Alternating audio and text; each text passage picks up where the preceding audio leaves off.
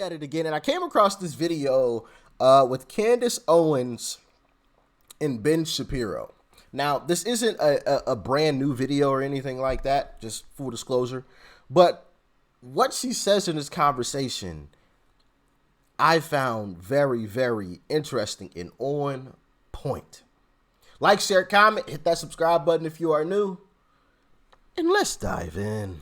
So let's talk about some of the solutions that you think should be on the table in the black community, which means actively labeling some of the problems that the black community is experiencing beyond sort of a miasmatic systemic racism. Right. I mean, I think the solution is for black Americans to fix the problems within our own community. The solution is for white Americans to get out of the discussion because we have become the authors of our own problems. The culture, you've talked about culture so many times. When I was growing up, my mom and my dad never checked to see if I did my homework.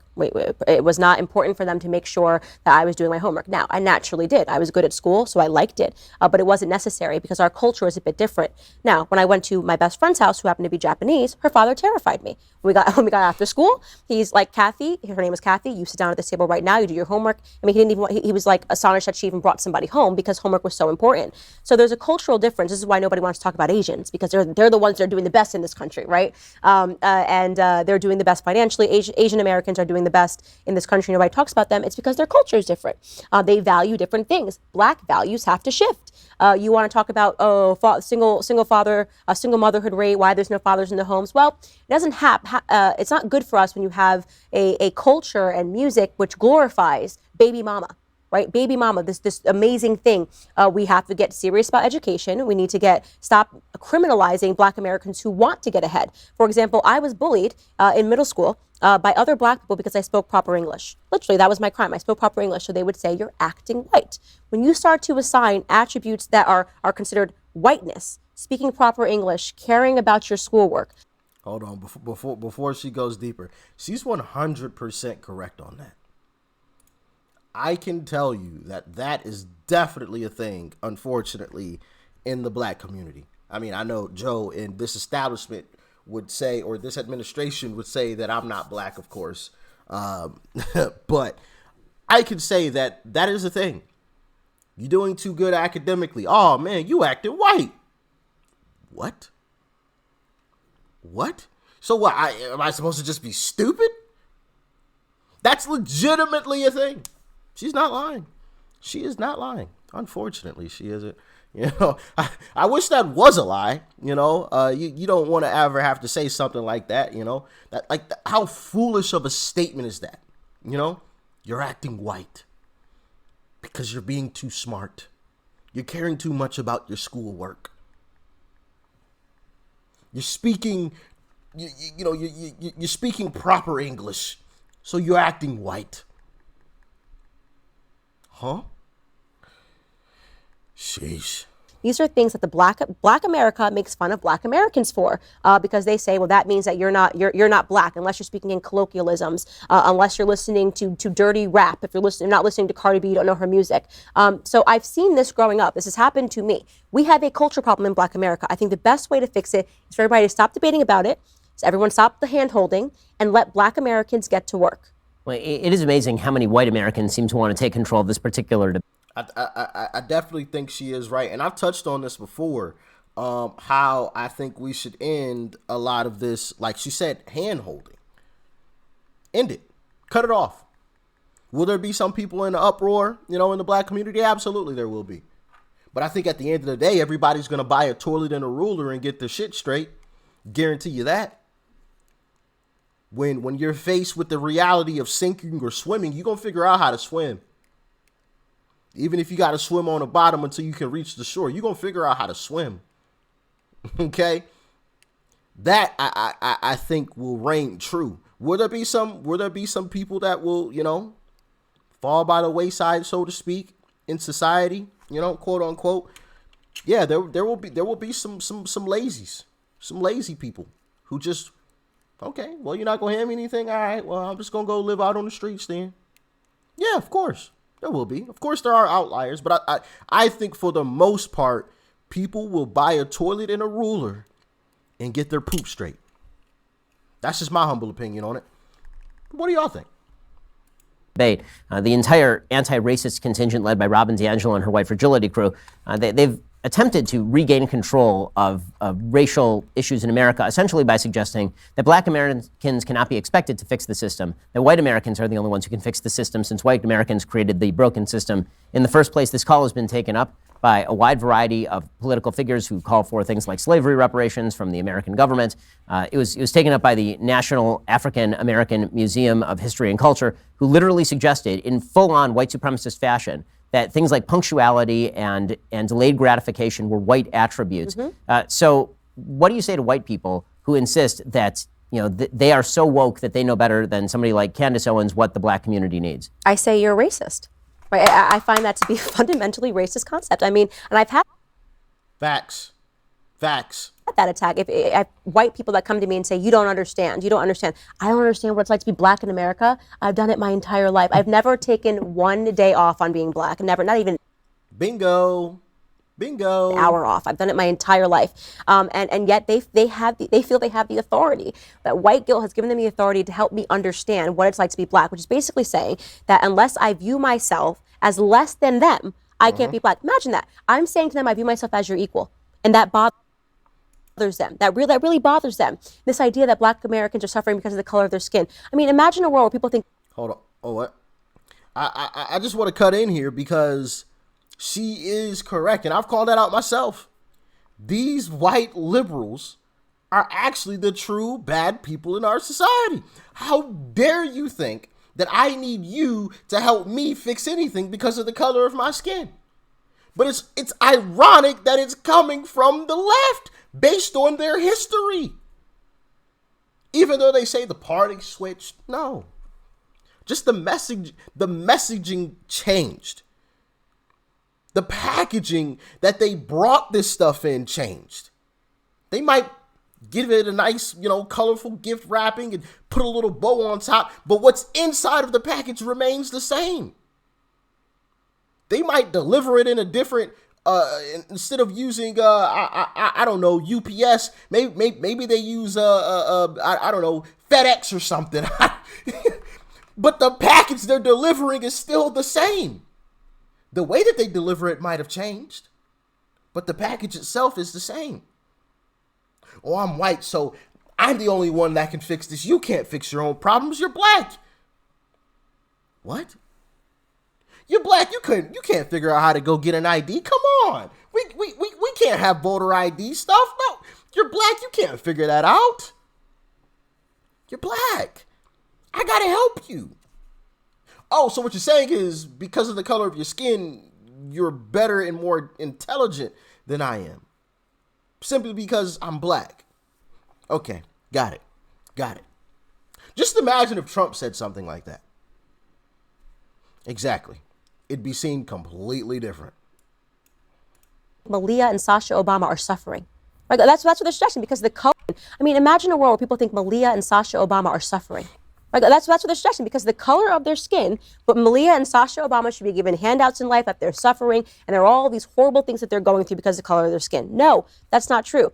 Are there privileges that you can be afforded if you're rich? Yeah, that's not because of the color of your skin. It's called economic privilege. And we should all aspire to have economic privilege, right? That's why I like free markets. That's why I like capitalism. We should all aspire to work harder, but it becomes impossible when we have this white guilt permeating throughout every aspect of American culture. And that is what I absolutely hate it. I want nothing to do with it. We have to start changing it. We have to start changing the conversation. It starts with white Americans getting out of the conversation. So getting white Americans out of the conversation, what are the discussions of race like within the black community in terms of, are there gradations and places of origin? So the media have decided, for example, that black ought to be capitalized and the term white ought not be capitalized because the term black refers to people of a common ethnicity and origin, despite the fact that people from Jamaica are not the same as people from Kenya, who are not the same as people from South Africa or Zimbabwe or from the United States.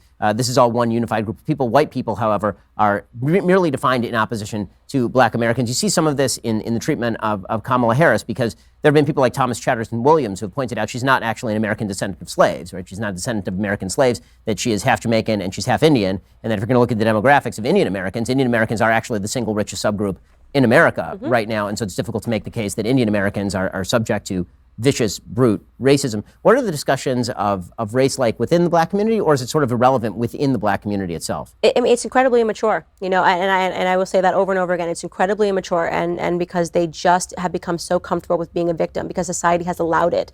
You've allowed the toddler to throw the tantrum so many times that this is the way that they think is the method to get what they want. It's easy. Being a victim is remarkably easy, right? That's the easy path in life. Life is hard. Being responsible for yourself, waking up every day, going to work, taking responsibility when you do something wrong. That's the harder path. Saying you're a victim and when you fail, it's because of white people, the white boogeyman. That's very easy.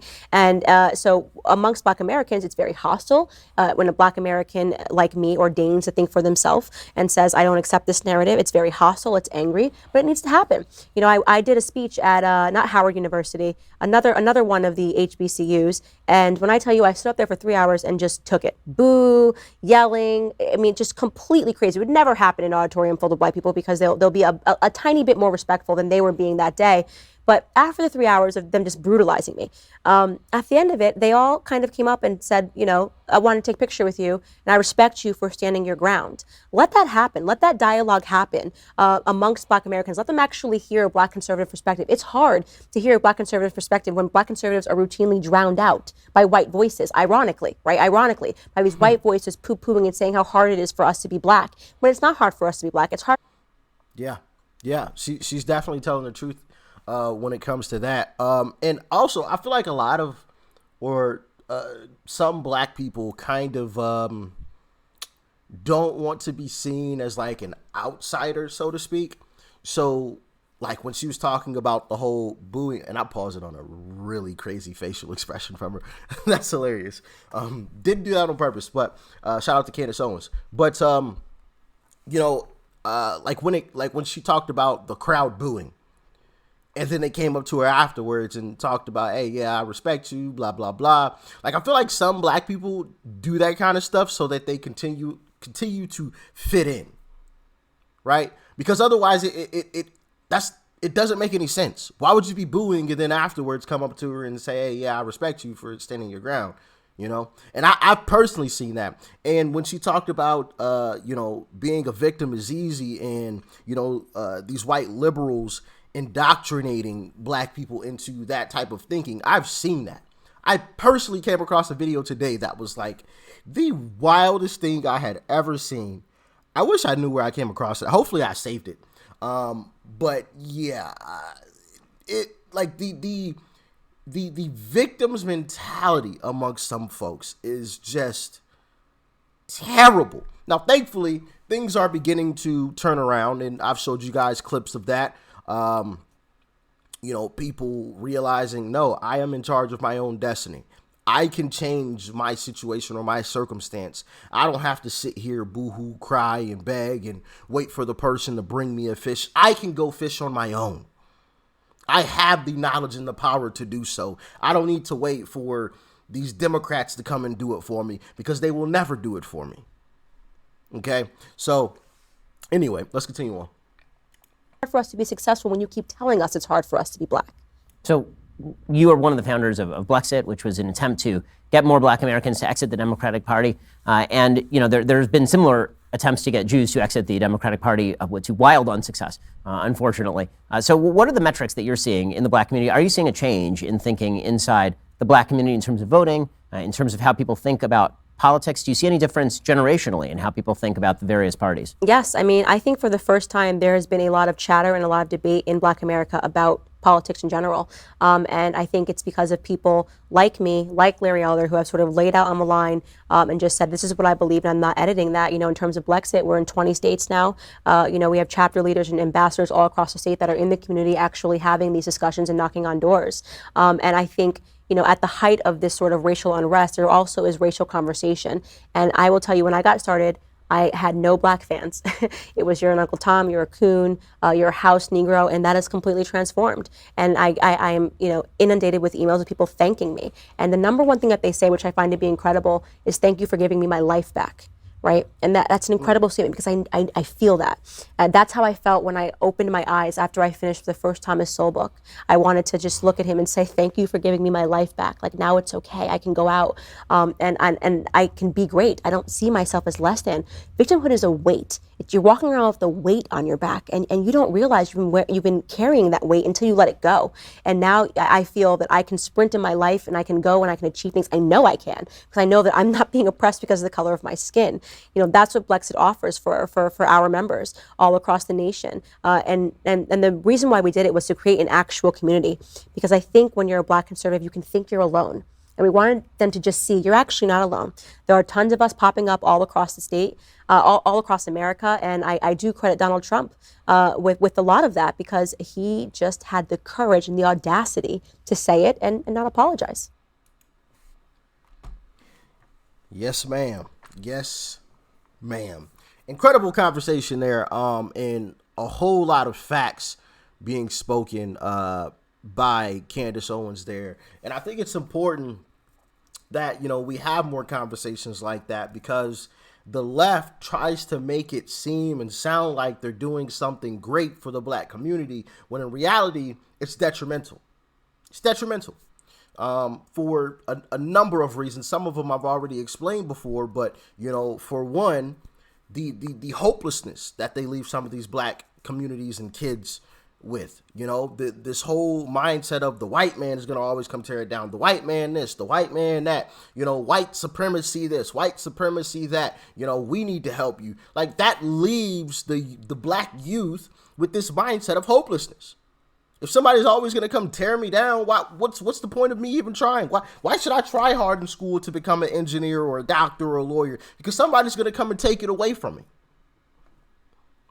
In this whole mindset of, we have to continually give you guys fish because you can never figure out how to fish on your own.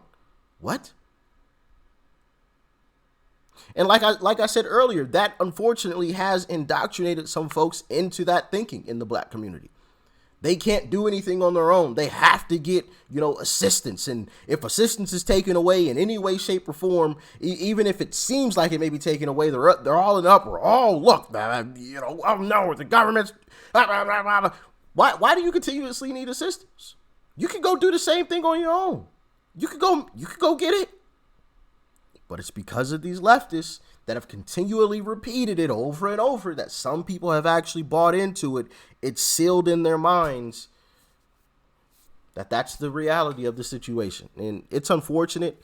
And I'm happy to hear Candace Owens call it out. And more and more people are waking up to the truth of the matter. And that's great to see. And hopefully we bear that fruit in 24 in the next election. But what do y'all think? Let me know in the comment section below. Like, share, comment. Hit that subscribe button before you go. Peace and love. I'm out.